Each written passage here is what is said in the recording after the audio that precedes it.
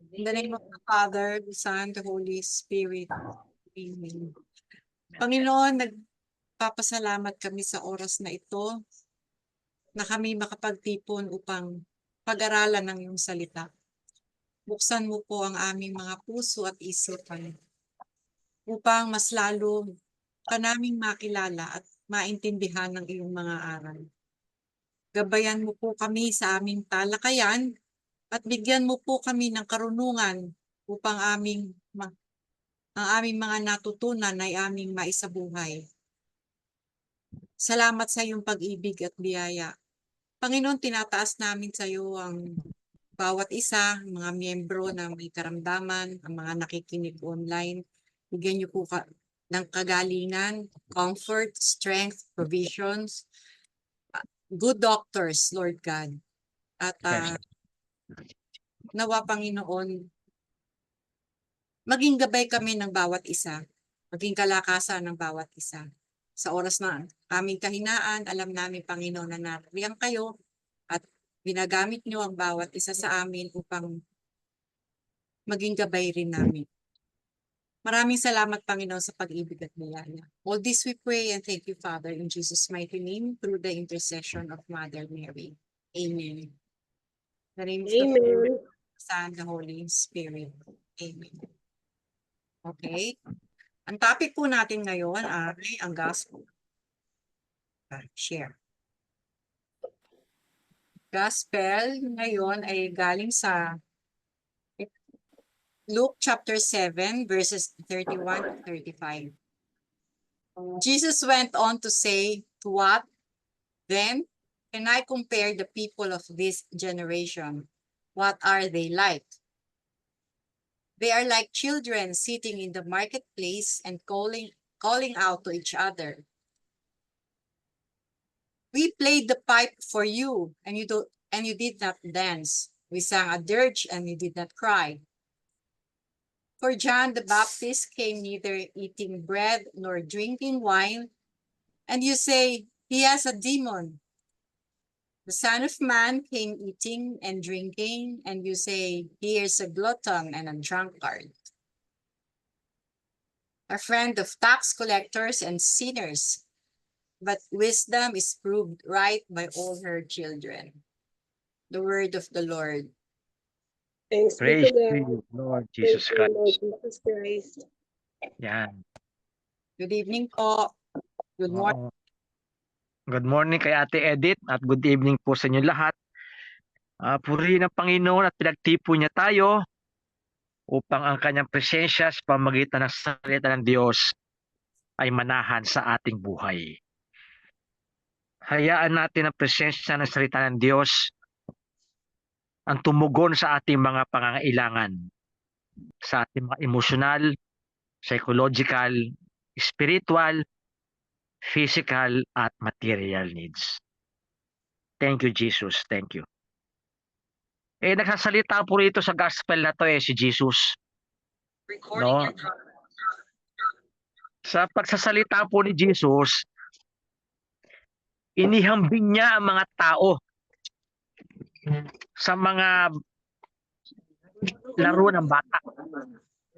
Kasi nung panahon na yon, yung mga binanggit na ayun po yung mga laro ng mga bata Kumbaga sa atin may laro tayo, 'di ba? Pag mga Simon Said, ano po yung game na yon? Simon Said. Oo. Bring me, kunyari, coin purse. Lahat, takbuhan, magdadala ng coin purse. Simon Said, dalhin nyo yung mga medyas. Dadali naman natin. No? Alam nyo po yung ganong game? No? So, yung game na yon ayun din po yung game nung panahon na yon ng mga bata. Tutugtog sila ng masaya, kailangan lahat magsasayaw. Pag tutugtog sila ng malungkot na sayaw, ayun po yung dirge, no? Dirge. Ito po yung funeral song. Dapat malungkot naman, no? So, ayun po yung yung sinasabi ni Jesus. Ano ba mga funeral song natin? Usually funeral song natin yung Saan ka man naroroon sinta. Kailangan pag kayo ng kantang funeral, kailangan malungkot tayo.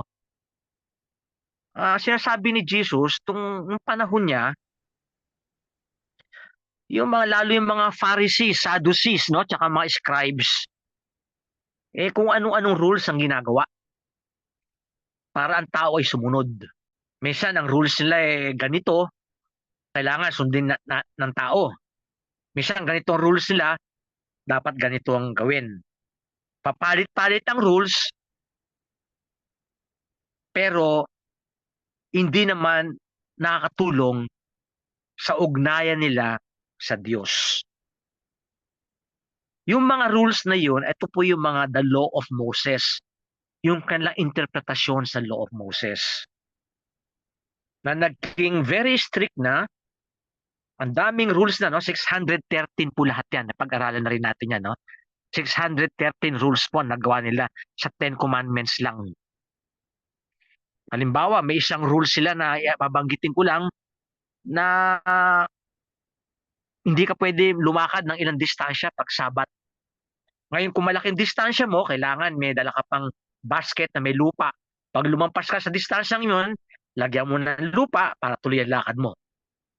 O sa gospel, pinagbabawalan na magtrabaho pag Sabat. Kaya si Jesus, pinagbabawalan na sa Sabat para nagpapagaling siya.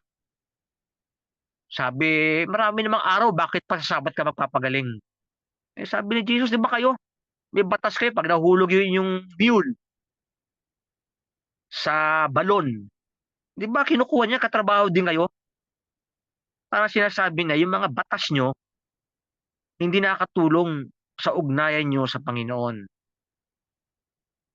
Ayun po yung sinabi niya. Tapos sinabi niya, pag nakita nyo yung lifestyle, parang si John the Baptist. Si John the Baptist, ascetic po yan, ascetic. No, parang fasting, mortification. O, sabihin niyo, may sira siya. Tapos yung Son of Man, ako, sabi ni Jesus, kasama ko yung mga makasalanan. Kumakain ako kasama nila, umiinom ako kasama nila. Sabihin niyo ako, drunkard ako, glutton ako. No, na may demonyo ako. No? Ibig sabihin, ini-impose nyo yung mga batas nyo na hindi naman talaga batas ng Diyos. Ang Diyos ay may batas. At dapat yung batas ng Diyos ay sinusunod ayon sa kagustuhan ng Diyos at sa pamamaraan ng Diyos. Kukunin po natin yung implication niyan mamaya, no? Kung mapansin nyo, pinadalang ko po kayo ng mga example ng reflection tungkol sa passages na to, no? Pinadala ko yung reflection ni Pope Francis, no? Pinadala ko rin yung reflection ni John Michael Talbot. Si John Michael Talbot, isa po siyang singer, secular singer, na-convert siya, naging protestante siya. Tapos sa kalaunan, nakita niya ang truth ng Catholic Church, kaya naging katoliko siya. Meron siyang reflection din sa passage na yan. At marami pang iba-ibang reflection kung titignan nyo, no? At bigyan po natin diin, no? Si Pope Francis, ang binigyan po niyan diin sa reflection na to sa passages na Luke 7:31-35 ay salvation. Ibig sabihin, may way na salvation si Jesus na dapat nating sundin. No, halimbawa, kasi salvation, ano yan, gift ni Lord yan eh. At ginamit ni Jesus na way sa ating panahon ay through the sacraments. Kaya may sacrament of baptism, tapos confession, the Eucharist, no? The 7 sacraments, no? Yung mga prayers natin, mga devotion natin, mga vigil natin. Ways of salvation yan and sanctification, no? Yung mga sacramentals natin, yung mga crucifix, mga rosary, mga divine mercy chaplet, devotion sa Nazareth. Ito po yung mga ways ng Panginoon sa ating kaligtasan at ating kabanalan. Etong way niya eh. Pero may ibang tao ayaw. Gusto nila yung way nila, paano sila maligtas. Kaya sabi ni Jesus, sundin nyo yung way ng Diyos. Hindi gagawa kayo ng rules, no? Para mga bata na minsan ang tugtog masaya, minsan naman ay malungkot, no? Kung anong-anong mga ways nyo. Halimbawa sa worship natin, ang Sunday worship natin, the holy sacrifice of the Mass. Tapos gagawa kayo ng worship nyo, kakanta-kanta kayo, tatalon-talon kayo, no? Worship service nyo, tapos magsisermon, no? Hindi yun ang worship na gusto ng Diyos pag linggo. No? Pwede yun sa prayer meeting. Pero hindi yun ang worship every Sunday. Ang every Sunday worship is the Mass. No, kaya kung ano yung binigay ng Diyos sa atin na pamamaraan ay kailangan sinusunod natin. Sinabi nga niya sa gospel niya, no? If you love me, keep my commandments.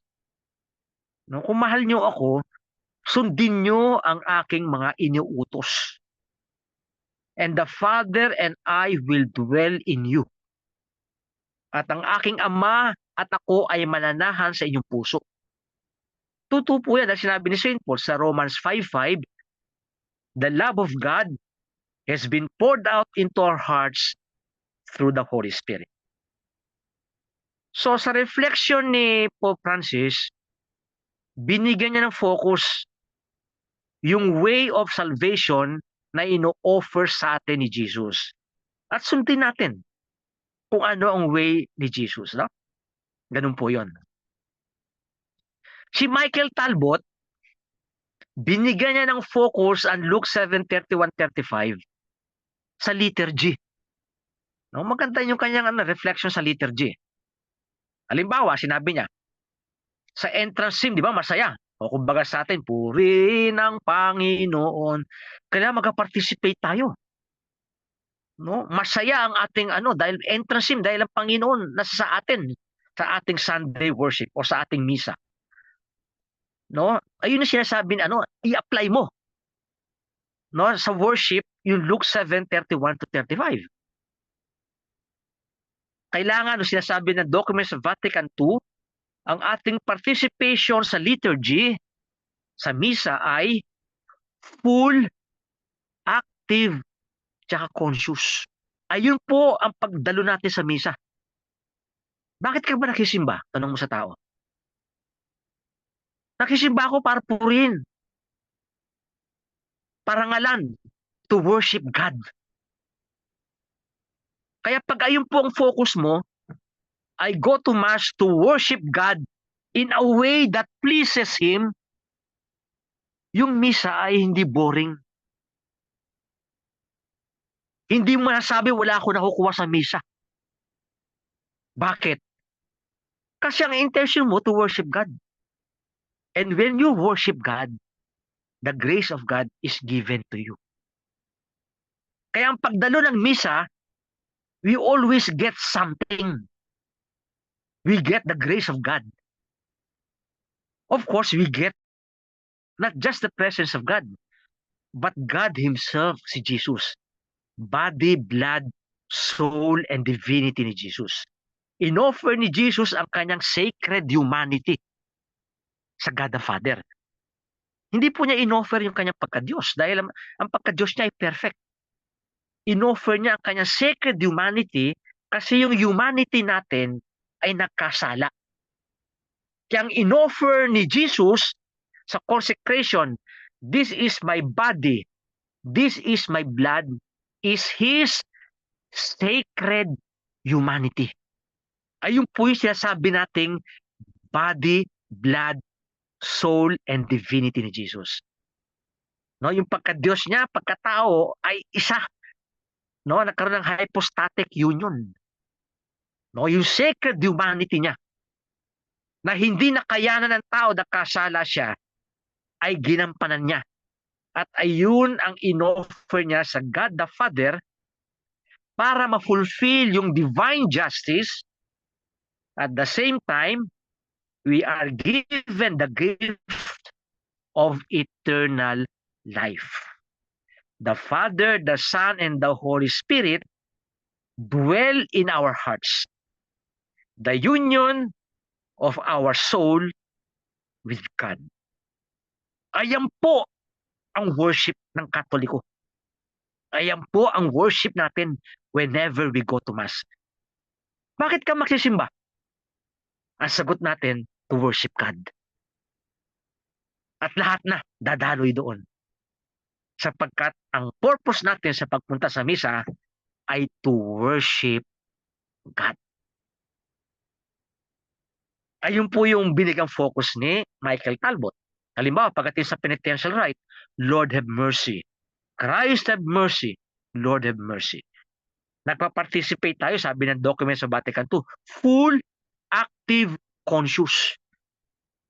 Kaya sa Kyrie eleison o sa Lord have mercy o sa penitential rite o sa confiteor, nagpa-participate tayo. Humingi tayo ng tawad, Lord have mercy. Ayun po yung tugtugin na sinasabi. So yung tugtog sa entrance hymn, masaya-masaya tayo. Ginather tayo ni God eh. Pagdating sa penitential rite, ang tugtog dyan, penitential. Kaya nagsisisi tayo. Hindi natin sinasabi, confess Almighty God, Lord have mercy, Lord have mercy. Hindi. Nagpa-participate tayo. Dahil nag-Lord have mercy tayo, binigyan tayo ng forgiveness, ang sagot natin eh, glory to God in the highest. Kaya ang ganda ng kanta natin. Luwalhati sa Diyos, luwalhati sa Diyos. Nagpa-participate tayo. Full participation, active participation, conscious participation. Sa iyo na nangyayari. Tapos maganda sa limpare, kung tawagin niyang collect, lahat ng ating panalangin, ang ating intensyon sa pagdaw ng misa ay tinataas niya sa Diyos. Tapos, papasok yung readings. Pag-upo natin, yung pag-upo, it is a sign of listening. It is a sign of being receptive to the Word of God. Lord, nagsasalita si Lord. Out of respect and reverence to the Word of God, ako po ay nakikinig, Panginoon. Tapos responsorial sa, nag-respond yung ating kaluluwa. Ayun po responsorial sa, nagka-participate tayo. Tapos may second reading. Ako, dagdag na naman ang salita ng Diyos to. Nagsasalita ang Diyos. Nagsasalita ang Diyos. Tayo ba'y nakikinig at tinatanggap natin yung kanyang salita? Tapos, hallelujah. No? Hallelujah, ibig sabihin, praise God, praise God. Magsasalita ang Diyos sa pamamagitan ni Kristo sa Ebanghelyo. Pagkabasa ng Ebanghelyo, purihin ka, Panginoon. Tapos nakinig tayo sa homily. Anong sinasabi ng Diyos sa homily? Tapos nag-prayers of the faithful tayo. Pinagdasal natin ang mga pangangailangan natin at pangangailangan ng iba. Tapos ng creed, I believe in God the Father Almighty. Ayan po ang pananampalataya na hinawakan ng simbahan mula nang itinatag ni Kristo ang kanyang simbahan. Kaya yung Apostles' Creed o Nicene Creed, kasi ang Nicene Creed, binigyan niya ng lalim na interpretasyon ang Apostles' Creed. Kaya ang mga martyrs, ang mga saints, pinroclaim yan. Handa sila mamatay para sa Apostles' Creed. Ang daming dugo ang dumanas dyan ng mga santo. Para lamang sa Apostles sa Nicene Creed. Sapagkat ayan ang pinapaniwalaan ng mga Katoliko. Tapos offertory. Inaalay natin ang ating sarili sa paten. Inalagay natin ating sarili, ino-offer sa Diyos ang ating sarili. Whatever that may be, ino-offer natin kay Lord. Nung struggles natin sa buhay, lahat ng mga kasayahan natin sa buhay, kalungkutan natin sa buhay, ang hirap natin sa buhay, lahat ay inaalay natin kay Lord. Tapos, kasama ang mga anghel. Nagpupuri sa Diyos, itinataas ang ating panalangin. Holy, holy, holy Lord. Tapos, consecration. Bumaba na, kinasiya ng Espiritu Santo ang mga hinandog natin. Ang tinapay at alak, naging katawan at dugo ni Jesus. The greatest miracle, every time the Mass is celebrated, God comes to the altar to become our food, His body, blood, soul, and divinity. It is a solemn moment. Ayun yung kanta na sinasabi ng Biblia. mag-participate kayo. Full, active, and conscious. Very solemn moment, no? Yung God, parang incarnation, nagkatawang tao uli sa pamamagitan ng kanyang katawan at dugo sa misa. Tapos, lahat ng ginagawa natin through Him, with Him, and in Him. Mga iba, kinakapakanta pa nga sa pamamagitan ni Kristo. No, sa pamamagitan ni Kristo. No, talaga through Him, with Him, in Him. In the unity of the Holy Spirit, all glory and honor is yours, Almighty Father, forever and ever. Amen. Ayun po yung application ng Luke 7:31 to 35. Ayun po yung kanta, inaawit natin. So nakaparticipate tayo sa bawat yugto ng misa. Tapos, ang Diyos natin na ating sinasamba ay isang mapagmahal na Ama. Kaya our Father. Mga ibang tawag nila sa Diyos, our Creator. Tama po yan. God is our Almighty. Tama po yan. God is, kahit ano pong adjective ang gawin nyo, na magandang adjective na katangian niya, tama po yan. Pero si Jesus nireveal niya, God is your Father. No, Ama natin, no, mahal tayo ng ating Diyos. No one calls God as Father maliban kay Jesus. At tinuro niya sa atin yun. Kaya sa Old Testament, tinatawag ang God as Father as the Father of Israel. As a nation. Pero si Jesus, ang sinasabi niya, ang bawat isa sa atin ay pwedeng lumapit at tawagin ng ating Diyos bilang Ama. Ama, Ama namin, Ama ko. God is our Father. Alam niyo po, na-share ko sa inyo, di ba, St. Catherine of Siena? Pag dinadasal yung Our Father, nasa Our Father pa lang siya, inaabot na siya ng ecstasy. Ng ilang oras, hindi siya makatapos, Our Father pa lang. Ayun, special grace na yun. Na mangyayari sa atin sa heaven. When we address God, our Father. No, He is our Father, no?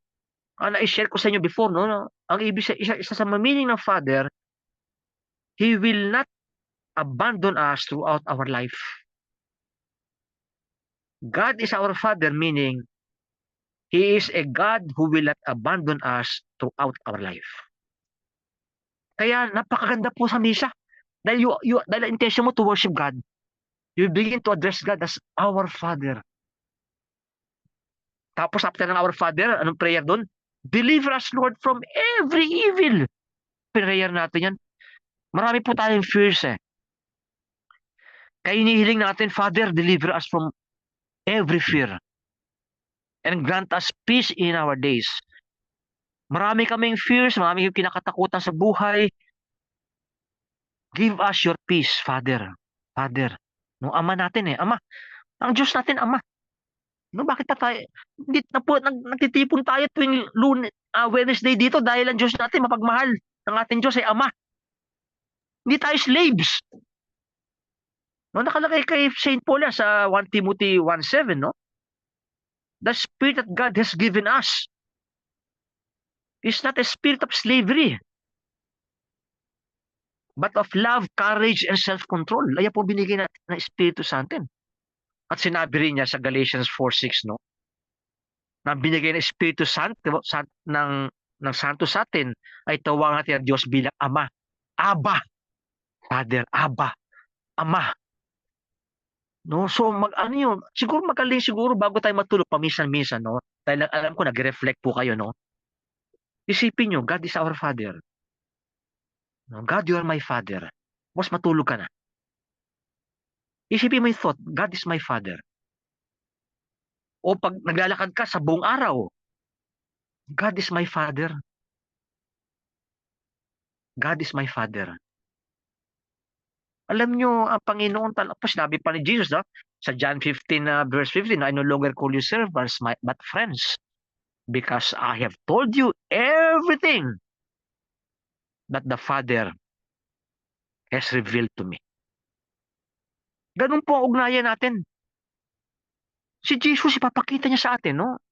Hindi kakayanin ng 1 hour once a week to. Hindi kakayanin ng every Sunday Mass na mga 1 oras lang tayo. Ito'y buong lifestyle natin. Buong lifestyle natin. No? Kumbaga si John the Baptist, ang buong lifestyle niya, ascetic siya. Si Jesus, ang kanyang buong lifestyle, makisama sa sinner. Alam niyo, totoo yung kanya. Alam, maraming paninira kay Jesus eh. Pero yung paninira kay Jesus, ito yung pinakamagandang paninira kay Jesus. He is a friend of sinners and tax collectors. Ang gandang paninira kay Jesus yan, no? He is a friend of sinners and tax collectors. Kaya si Jesus, kaibigan. Kaibigan tayo. Kaibigan. Kaya siguro, isang suggestion, bago matulog, isipin niyo lang, God, you are my Father. Tapos sa buong araw, isipin mo, God is my Father. Jesus calls me my friend. May isang pare sa States, ng monk yun eh. Buong araw, tuwan-tuwa siya. Alam niyo kung bakit? Nabigyan siya ng grace. Nag-down sa kanyang consciousness, sa kanyang pagkatao. Jesus called him his friend. Yung John 15:15, I no longer call you servants but friends. Nag-down sa kanyang pagkatao. Tuwan-tuwa siya buong araw. Kasi nadama niya, nabigyan siya ng grace. Tinawag ako ni Jesus na kaibigan. Okay, kaibigan tayo ni Jesus. O hindi po tayo Islamo. Kaya kung may mga time din po kayo at marami kayong oras, nakasakay sa jeep, naghihintay sa doktor, namamalengke, kasi nasa marketplace eh. Ito yung eksena sa Luke 7:31-35, marketplace. Alam niyo marketplace? Diba magulo marketplace, di ba? Marami nagtitinda, nagkatawaran, lahat yan dyan. Sa marketplace ng ating buhay, nandyan ang Diyos. No? Palagi ko lahat naman tayo nakapunta sa palengke, no? O kahit sa grocery. Madami tao dyan. Marami nag-aalok. Sa marketplace ng ating buhay, madama natin na ang Diyos ay ating Ama. Na si Jesus ang tawag sa atin ay kaibigan. Kaibigan ako ni Jesus. Kaibigan ako ni Jesus. May mga alam niyo po sa Hong Kong, merong mga boat people doon. Mga boat people, marami rin mahihirap sa Hong Kong eh. Yung mga nakatira po sa bangkala maliit. At mupunta rin yung mga madre, no, sisters, little sisters of Jesus, no? Ang founder niya si Charles de Foucault. Si Charles de Foucault, nag-iisa siya hanggang namatay siya, nasa desert lang siya. Tinutulungan niya yung mga Muslims, tapos ang pumatay din sa kanya isang Muslim kasi akala siya, spy. Wala siyang follower. Si Charles de Foucault. Nagkaroon siya ng followers nung siya namatay. Kaya marami siyang little brothers and sisters of Jesus. Meron din yan sa Pilipinas, sa Shaw Boulevard, no? May namit ako mga madre, little sisters of Jesus. Meron din sa Hong Kong. Tinutulungan nila yung mga yung mga mahihirap sa Hong Kong, mga boat people. Alam mo sinabi nung isang Chinese family, kamag-anak ba kayo ni Jesus? Sabi, bakit mo nasabing kamag-anak ni Jesus? Kasi ang bait nyo eh, si Jesus mabait eh. Siguro kamag-anak nyo si Jesus. Di ba ang ganda, no? Masabi sa atin, kaibigan ka ba ni Jesus? Kasi nadama sa atin, na kaibigan natin si Jesus at nadama rin ng tao. Lalo yung mga malapit sa ating buhay, no? Sa ating kapamilya, sa ating kamag-anak, no? Madama nila na talagang kaibigan nito si Jesus. Pagkumbaga ako Joseph, kaibigan ka ba ni Jesus? No, madama ng mga classmates ko, mga kaibigan ko. Na talagang kaibigan ako ni Jesus, no? At God is my Father. Dito kailangan natin ang role ng Holy Spirit. Kasi the Holy Spirit is in us. No, maging buhay ang Espiritu sa atin, no? Kaya yung kanta natin maganda, yung Come Holy Spirit, I need you. Minsan yung kanta lagi natin inuulit-ulit na, pero talagang Come Holy Spirit, I need you. Para yung presensya po ng Diyos ay lagi po nating nadarama. Hello, Sister Pinky. God bless you, no? Opo, thank you, Father. Oo. kaibigan ka ni Jesus, no? Ang Diyos ay iyong Ama. Ang Espiritu Santo ay nasa puso mo, no? Ayun po Talaga. participate natin sa misa, no? Deliver us, Lord, from every evil and grant us peace in our days. In your mercy, keep us free from sin and protect us from all anxieties. Kasi yung anxieties, babalik-balik po sa atin araw-araw, no? O paminsan-minsan. Dahil ang tayo, we live in a fallen human nature. Kaya sa misa, free us from all anxieties. Tapos, the peace of Jesus be with you. Tapos, Lamb of God. This is the Lamb of God. Ako lagi ko sinasabi, this is Jesus, the Lamb of God, who takes away the sins of the world. Happy are those who are invited to His banquet. Tapos, in humility, sinasabi natin, Lord, I am not worthy to have you under my roof, but only say the word, and my soul shall be healed. Ayun po yung application ng Luke 7:31-35. Tapos, eto na. Binigay na sa atin ang katawan, body, blood, soul, and divinity of Jesus sa Eucharist. Napakaganda po sana pagkatanggap natin. Meron tayong konting silence. Or even after the Mass, spend tayo kahit na 3 to 5 minutes. Kasi Jesus, the Blessed Trinity, is in our heart. Tapos sinabi ng pare, at the end, go in peace, the Mass is ended. No? Mita, no? Sa ano po, no, misa es, no? Ite, misa es sa Latin, no? The Mass is ended. Misa, ibig sabihin, yung mission mo, nag-uumpisa na. Ano yung mission mo? No? I-share mo si Jesus. I-share mo si Jesus. Ayan lang po, evangelization. I-share mo si Jesus pag uwi mo sa bahay. O habang na malengke ka, i-share mo si Jesus. Nasa jeep ka. Nakikita naman tao yan. Maaaring nasa aura ng mukha mo. O kaibigan mo si God the Father. No, God is your Father. Jesus is your friend. The Holy Spirit dwells in you to inspire you. Ayun po yun. Ito po yung application ng Revelation 7:31-35. Ito po yung nagiging lifestyle natin. Kaya yung Word of God, if you love me, siguro may 1 minute pa, no? Tapos singit po kayo, may tanong kayo, mag-share kayo. Yung Word of God, kung ano sinabi ng Word of God, sinusunod natin. If you love me, keep my commandments. Kasi mga iba mapagpili eh. Kung tawagin natin yan cafeteria Christianity, cafeteria Catholics. Alam niyo po yung cafeteria? Yung cafeteria, pupunta tayo kunyari sa Starbucks kunyari, Starbucks, oo. Namimili lang tayo kung anong gusto nating kanin at inumin. Cafeteria eh. Maraming Katoliko at Kristiyano, cafeteria, ang mentality. Namimili lang kung ano susundin kay Jesus.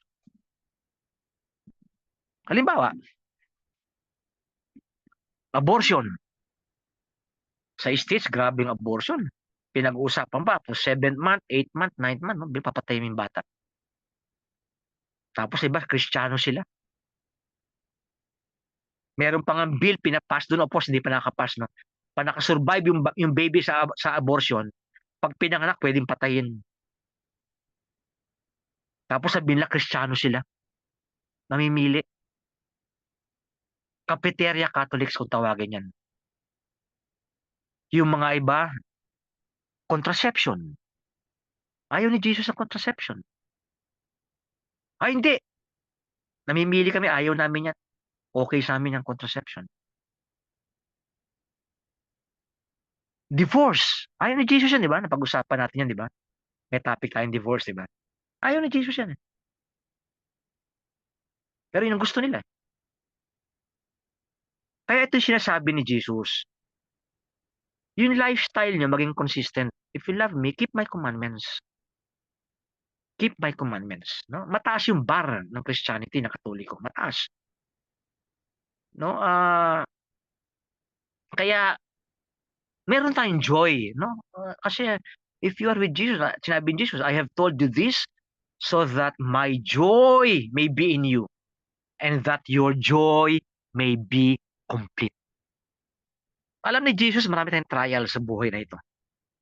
May mga problema tayo, tapos yung kanyang mga turo, no? Marami mga galit sa turo niya, no? Ano ba, yung mga premarital sex. Nagiging normal na yan, eh. Mga ibang elementary pa lang, eh, no? Nakakalungkot yan. Nag-uusap kasi kami mga pare, eh. Pag nag-uusap yung mga pare, nasa-shock kami. Nasa elementary pa lang, nagbe-premarital sex na. No? Tinuturo ba natin yan na ayaw ni Jesus yun? That is the works of the flesh. No? Galatians 5 yan, no? 16 and the following. 16 to 19, no? The works of the flesh, fornication, adultery, pornography, masturbation. Kaya nag-uusap kami ng mga ibang kaparian, i-preach natin na ayaw ni Jesus yan. And we need the Holy Spirit to overcome them. And yet, sabihin natin, pag nag-fail kayo, merong confession. Punta kayo, mangumpisal kayo. Kahit linggo-linggo, hanggang ma-overcome nyo yan. No? Ituloy natin ang preaching natin. Halimbawa, yung mga same-sex unions, ayaw ni Jesus yan. Pero pag nag-fail sila, go to confession. You just live as brothers and sisters. Ay, ang mga hard sayings ni Jesus yan. Ngayon, mga iba, Cafeteria Katoliko, Cafeteria Christianity, namimili lang. Hindi po consistent yun sa Luke 7:31 to 35. Kailangan consistent po tayo sa ating lifestyle. Ngayon, pa nag-fail, magaling si Jesus. Merong sacrament of confession. Huwag kayo matakot kasi lahat ng kasalanan pinapatawad dyan eh. Basta nagsisisi. Tapos ginawa uli, Father, sige, hanggang ma-overcome mo yan. No? Mga iba na-overcome nila yung kanilang particular weakness na grave sin. May after 6 months, after 1 year, na-overcome nila, okay, good. No? Basta tuloy-tuloy lang. Nangumpisal ka lagi, may kantawad. Kasi nabibigyan ka ng strength, nagiging humble ka. And the Holy Spirit is working in you. No? Hindi ang confession, hindi ka para pahirapan. Para bigyan ka ng grasya na makayanan mo. No, kaya I always encourage yung mga taong binibigyan ko ng mga recollection na they go to confession if not once a week, at least once a month. Kasi kami sa seminaryo kasi training namin once a week, no? Ah, yung mga venial sins na light venial sins, hindi, meron po tayo hanggang mamatay tayo. Halimbawa, nagalit tayo bigla. Mga venial sin yan na hindi natin naiiwasan minsan, no? O kunyari, very impatient tayo. Ang mga venial sin yan, mga impatient, no? Ganon. Nagiging tayo, minsan judgmental, no? Pero Lord, sorry, mga venial sin po yan, mga venial sin, no? Ang sinasabi ko yung mga mortal sin, no? Yung mga nabanggit kong mortal sin, no? Mga abortion, mga divorce. Tapos mag-aasawa ka uli, no? Pwede ka humiwalay dahil sinasaktan ka, pwede yun, no? Pero ka uli mag-aasawa hanggang wala annulment ng church. O mga lahat, pornography o same-sex union. These are mortal sins, no? Punta ka lang lagi sa confession, hanggang tulungan ka ng pare, hanggang iabutin ka ng 6 months, 1 year, hanggang ma-overcome yan. No? Ayun po, after tayo rito, no? Ito yung way ni Jesus. No? Hindi yung mga gawa-gawa ng mga batas ng mga Pariseo, na Sadducees, no? Mga iba gumagawa ng sariling batas nila para pabor sa kanilang sinful lifestyle. Gagawa silang batas na okay na sa legal naman, legal eh. Tama, legal pero hindi moral. Legal pero hindi moral ayon kay Jesus. No, ayun po, no. Para madama natin bilang God as our Father, Jesus is our friend, and the Holy Spirit is the love of God in our hearts. Ang ganda po muna, medyo napahaba ang sharing ko. May mga gusto mag-share, sino po? Na ano ko lang, Bishop, sa Gospel ng Luke 7:31 to 35. Parang yung na-observe ko yung behavioral, Opo. behavioral, tapos yung, ano ba to? Yung self-denying at saka lifestyle. Opo. Kasi kung na-obserbahan ko, iba yung pamamaraan ni John the Baptist. Hindi Opo. ko maintindihan kung ano yung ascetic. Pero yung kanyang ano, para siyang nabubuhay na isang monk. Opo. Diba? Kasi nasa wilderness siya. Opo. Whereas si Jesus Christ, nandito sa, sabihin natin, sa city, na sinasabi nga, sumasali sa mga inuman, sa mga umiinom. So, para magkaiba yung kanilang pananaw, no? Pero ang isang tawag na kitang-kita mo sa kanilang dalawa is a call to repentance. Opo. Opo. Ating kasalanan. Ngayon, kung magano, kaya ko nasabi yung lifestyle, kasi kung baga sa atin, no, sa amin nila Sister Jessica, nung unang panahon namin, o nung panahon namin, ang tawag pagka nag-a-attend ka ng prayer meeting, nag-a-attend ka ng mga Bible study, ay, praise the Lord yan eh. So, para bang nagkakaroon ng discretion, para bang Opo. hindi mo, mas masarap dito eh, kasi sa PLDT, maraming andun eh. Puro enjoy ka lang, kain ka lang, lakwatsa ka lang, gastos ka, bili dito, ganun. Tapos pag nag-turn around ka, nagpunta ka sa Christianity, ang dami ng intrigues, ang dami ng, pero sasabihin ko naman ngayon, as 71 years old, na hindi ko, nakakahiya naman Sister Jessica, nakakahiya naman Bishop, di ba? Kung sa edad kong to, hanggang ngayon hindi ko pa natututunan kung anong mga gusto ni Lord. Although, sasabihin ko, nasa process pa ako. Hanggang ngayon, pinag-aaralan ko pa. Kasi hanggang ngayon, nagkakasala pa rin ako. Pero, ayun, Bishop, gusto ko lang pong paiksiin, ano ang pagkakaiba ni John the Baptist at saka ni Jesus Christ? Knowing na pareho lang naman ang kanilang mission to call to repentance, di ba? Tama po, no? Ang kanilang mission, repentance, conversion, tsaka discipleship, no? Ayun po laging kanilang tema sa kanilang pag-preach, no? Para bago ko sagutin ng diretso yan, mapansin nyo may mga madre, mongha, may mga madre na sa kalsada, no? May mga pare din, mga monk, walang ginagawa kundi magdasal, magtrabaho sa garden, o gumawa ng mga gatas, gumawa ng cheese, gumawa ng beer. Magaling ang nag-uso ng mga beer, mga monk po gumawa niyan, mga beer. No, kasi time na sa Europe na 'yon, nakakakit yung mga tao sa tubig. Kaya naisip ng isang monk uminom ng beer para wala ng bakterya yung pag-inom nila. No, so ang lifestyle nila magkaiba. Kasi ang binibigyan kasi ang gifts ni Lord, maraming gifts. Maraming gifts si Lord. May gift si Lord na contemplative na nagdadasal lang sa monasteryo. Parang si Saint Teresa of the Child Jesus, hanggang namatay siya, nasa monasteryo lang. Pero naging doctor of the church siya. Tapos naging patroness of mission. So, the gifts of the Holy Spirit, ang dami po niyan, napag-arati sa charismatic yan. At maraming gifts na yan for the good of the community, yung gifts na yun. No? Yung gifts na yun ay hindi primarily para sa atin. Kasi ang gifts primarily sa atin, ayan po yung 7 gifts of the Holy Spirit na binibigay sa atin sa kumpil. Pero yung mga charismatic gifts, maraming gifts, ayan po ay para sa ibang tao.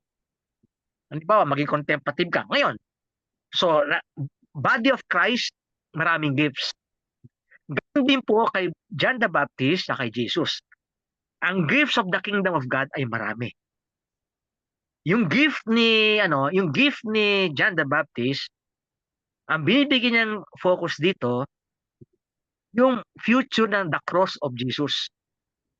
Yung the cross, kaya may mga passion fathers, mga passionist fathers. Yung mga passionist fathers, ang binibigyan ng emphasis nila yung cross ni Jesus. So si John the Baptist, fino-foreshadow na niya ang spiritual life ng focus ay the cross of Jesus. Si Jesus naman, ang kanyang binibigyan din ng gift ng kingdom of God, kasi siya mismo ang kingdom of God, si Jesus mismo. Yung ordinary life ng tao. Na ang ordinary life ng tao, nandiyan ang Diyos. Mamahalin mo ang Diyos sa ordinary ng iyong buhay. Sa ordinary ng iyong buhay, Diyan ka makapag-preach. Kaya nga, marketplace. Nakalagay sa Luke 7:31. Sino pong foundation nakagawa niya? Mga Opus Dei. Narinig niyo po yung Opus Dei? Yung mga Opus Dei, ang sa Latin po yan, Opus Dei, work of God. Anong mga trabaho nila? Mga professional sila. Mga professionals. May mga doktor, may mga accountants, may mga members ng government, executive, no? Sa Pilipinas, ang sikat na mga ano sila Tatad. Sila Kit Tatad, no? Meron pa isa sa dati sa bangko nung ano ni Cory, no, finance minister. Nakikita ko nagsisimba lagi yan sa Ermita. Lahat ng sahod niya, kukunin lang niya pangailangan ng pamilya niya. Tapos iba binibigay na sa church. Iba-ibang karisma pero kung ano yung marketplace. Halimbawa, ikaw nagtitinda ko niya ng balot. Nagtitinda ka naman Diyan ka mag-preach. Kaya work of God. Ordinary marketplace No, hindi ka mataray sa iyong mga customers. Nakangiti ka habang nag-ano kang tusok-tusok, nagtitinda ka ng tusok-tusok, ha? O nakitinda ka sa mga siomay na 40 pesos na may kanin, no? O maganda ang pagsisilbi mo. Dahil ang pinagsisilbihan mo, Panginoon Ordinary, sa ordinary lifestyle mo, kaya Opus Dei, fino-focus yun. Sa ordinary lifestyle mo, doon mo makikilala, doon mo mapaglilingkuran, at doon mo mamahalin ang Diyos.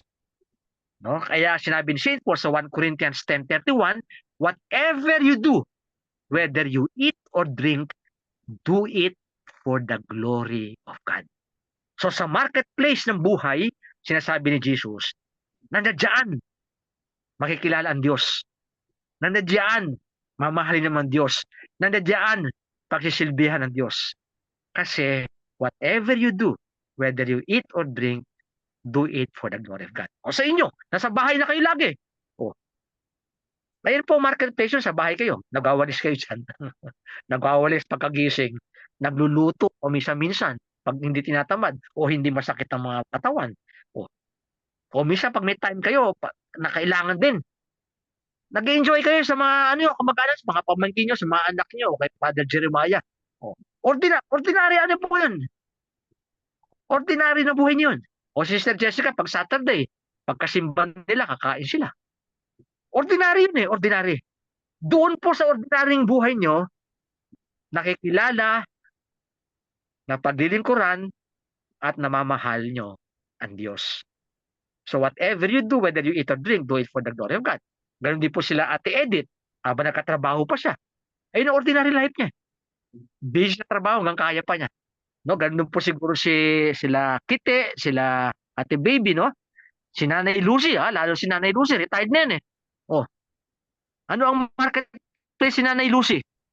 O minsan magising yan, ilang beses sa isang araw sa gabi. Ilang beses nagigising sa gabi yan Minsan ang hirap, tatayo ka para umihi ka lang, di ba?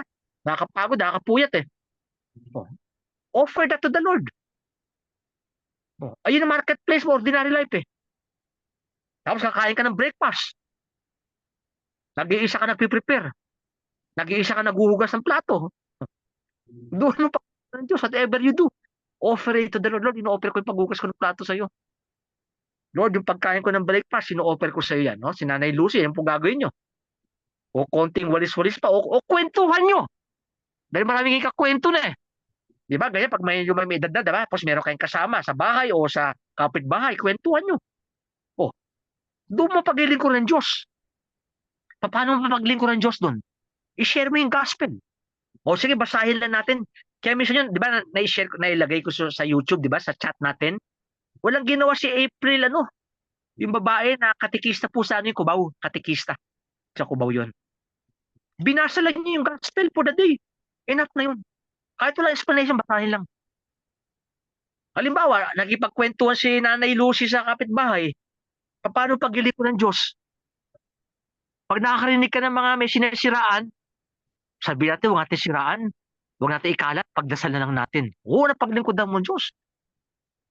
Kunyari may magkichismis, huwag natin ipagchismis yan. Ipagdasal na lang natin. Pinaglilingkuran mo Diyos sa marketplace.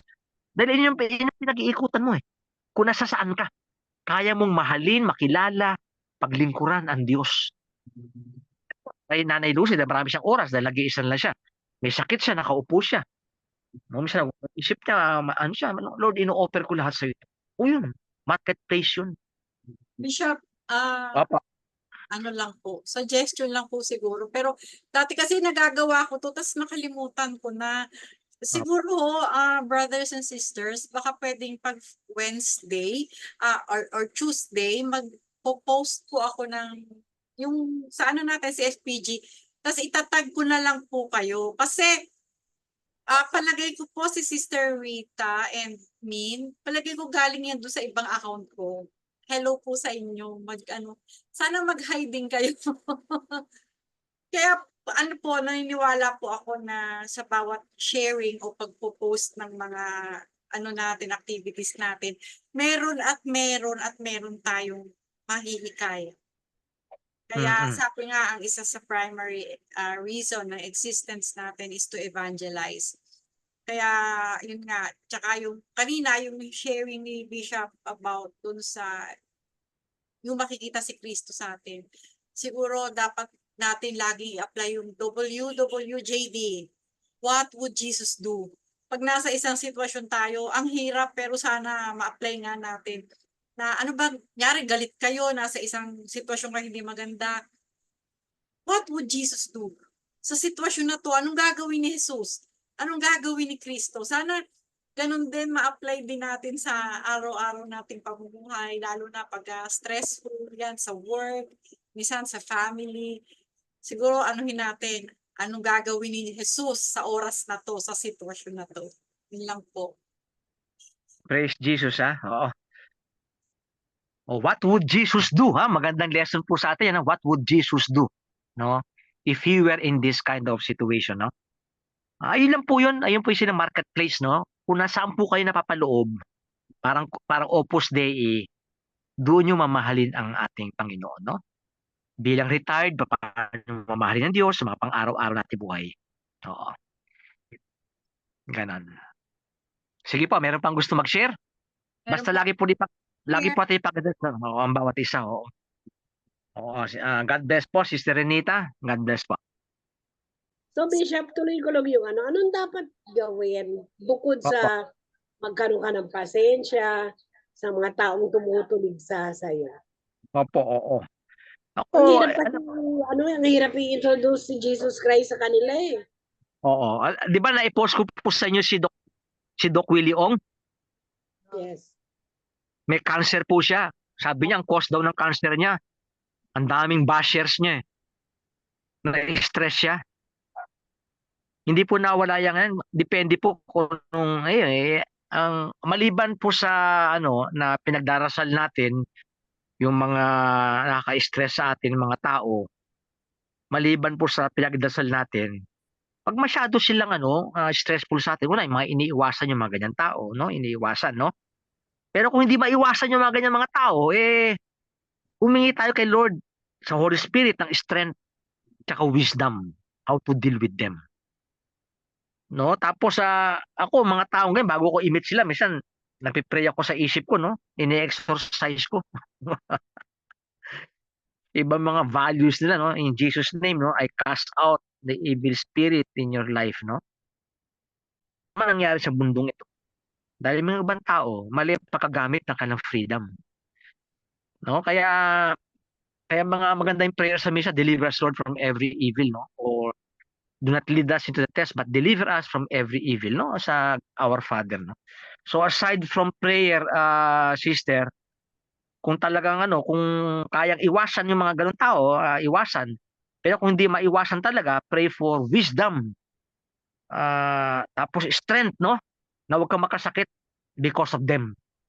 Kasi magkakasakit tayo parang kay Doc Willie Ong, no? Na-stress siya masyado, dinibdib niya yung stress sa kanya. Nagkasakit siya ng cancer, no?